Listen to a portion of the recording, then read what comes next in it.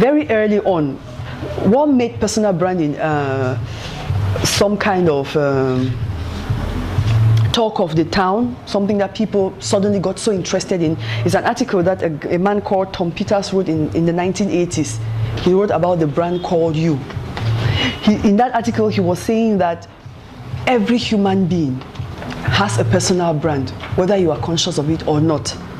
And the earlier you start thinking of yourself in that light, the better for you.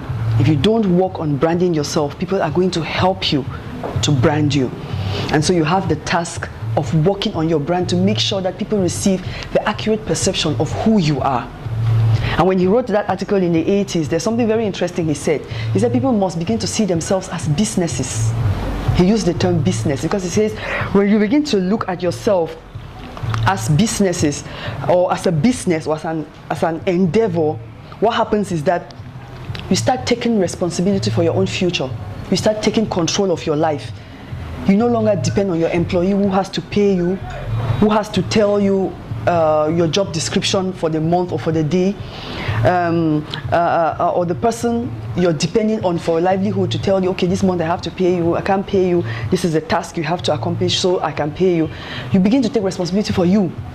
The things that you have to do, you begin to own up to those things. You begin to do them for yourself. And what happens is that when you begin to take responsibility for your future, you begin to feel good about yourself, which is very important. And when you start feeling good about you, you realize that your person, your confidence begins to grow. Your confidence in yourself, in your abilities and in your skills begin to grow because you've taken charge of your life.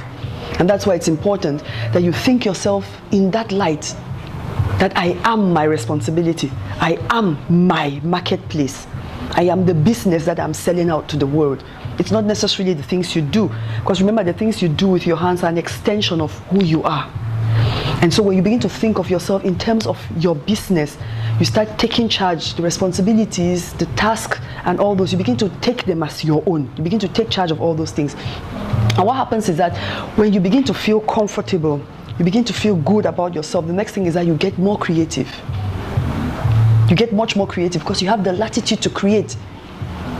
You have the latitude to decide what you want to do. You know, you have the latitude to go on, take charge of the things you want to take charge of. You have the latitude to say, okay, this is what I'm going to do. I'm going to take this step. I'm going to take that step, because you have the room. You're giving yourself the permission to decide the things you want to do. And besides being creative, you become more and more inspired because you want to look at ways you can express you. You want to look at ways you can express yourself. You want to look at ways you can express the things you're into. You want to look at ways you can be of help to people. You want to look at ways you can give the things you have to others. You really, really also relate better with people. Because when you relate with people from the point of view that you are in charge of everything you're doing, you have control of your discussions, you have control of your exchanges. And at the end of the day, you come out more fulfilled and more empowered than when you're going in the name of some other person and some other person's endeavor.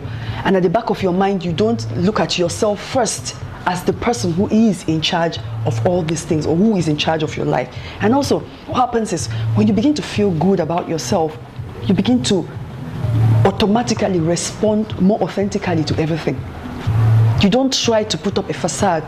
You don't try to come across in your workplace as an employee who has been employed to maybe become the human resource officer. No, you come across as a person who has been trained to work as a human resource officer in an enterprise. So it's first of all you. It's no longer the task you've been given in the office, but it is you that comes across. And so the field of endeavor, or what you're working on, is no longer the priority, but you are the priority. And so you give yourself to it more because you are comfortable in yourself, because in your mind you relate with yourself more as an enterprise, somebody who is going out in the work market to exchange service for value. And so it's very important. And what happens also is that you become much more productive. A productive person is somebody who is confident. A productive person is somebody who has freedom to express what he thinks and his abilities. That's the easiest way to to get or decipher somebody who is very, very productive when it comes to endeavors. When somebody is when you're stifled, when you feel as you don't have room to express or to think, the next thing is your productivity level reduces, your creativity reduces, everything. You're just waiting for somebody to give you the way out, or somebody to tell you what to do, and you just do it. You no longer apply your faculties, simply because, first of all, the way you perceive yourself, and then the way, if you're working for somebody, the way your employer perceives you.